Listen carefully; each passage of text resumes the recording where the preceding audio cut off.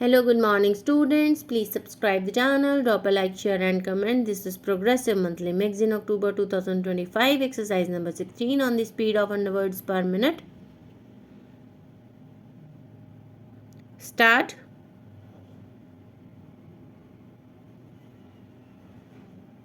There is someone who said truth is learning from facts, and I am grateful to my colleagues for giving me this opportunity to know firsthand what are the inadequacies, what are these challenges that police services face in our country in discharging their onerous duties. I have listened with great respect to the presentations that have been made, and I do feel that the time has come when we should be integrating policing also into our planning for development purposes. This old fashioned division between the development expenditure and non development expenditure has outlived its utility, and I will go back and discuss with the Planning Commission, with the Home Ministry, how best we can develop our so called development and the so called non development sectors of our economy.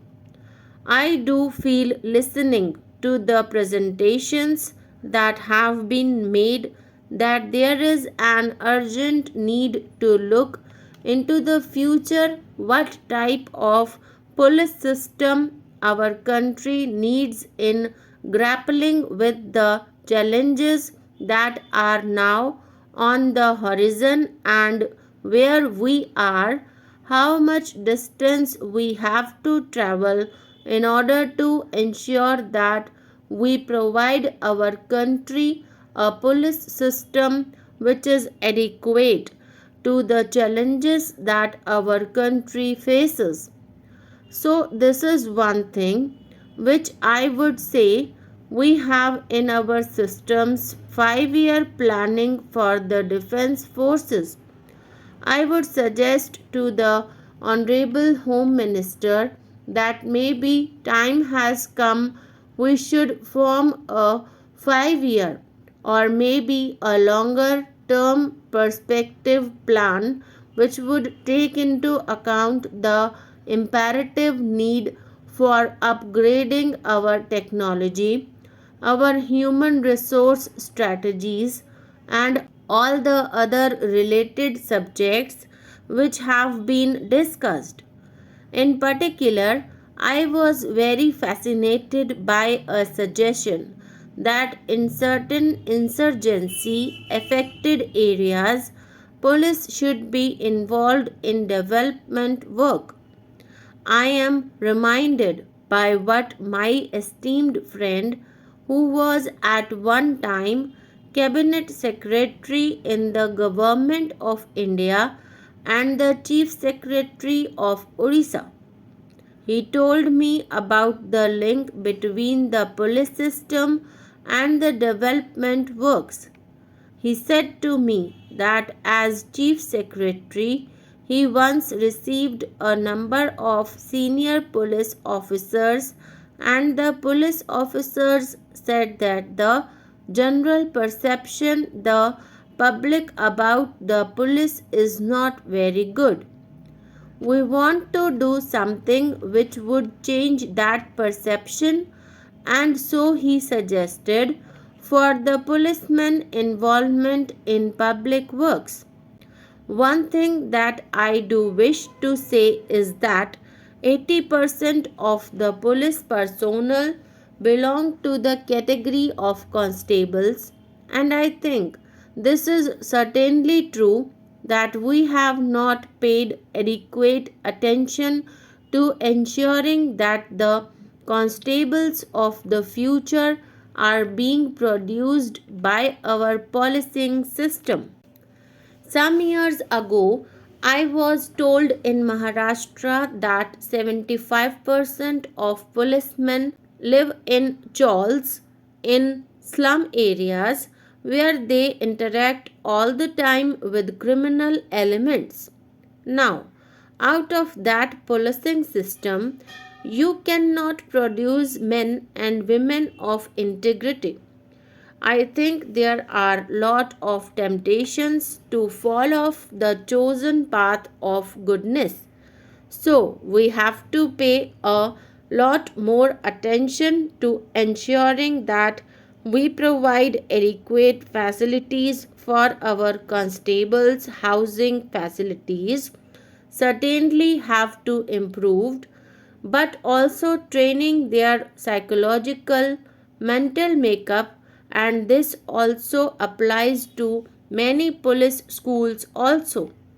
The constitutional value of our republic, respect for diversity, respect for inclusiveness, and a deep and abiding commitment to secular values that people belonging to all faiths have an equal claim to the protection of law and of the state. These are some of the other issues which I believe ought to receive a lot more attention as we plan for the future.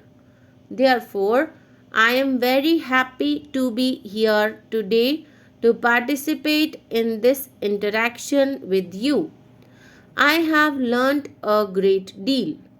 I hope that the Home Ministry will follow up on the suggestions that have been made, find out a list of urgent areas where there is need for immediate action, also devise a strategy where we can act, maybe not immediately, but over a period of time, a medium and a long term strategy, giving our country a police system which is equal to the challenges that our country faces.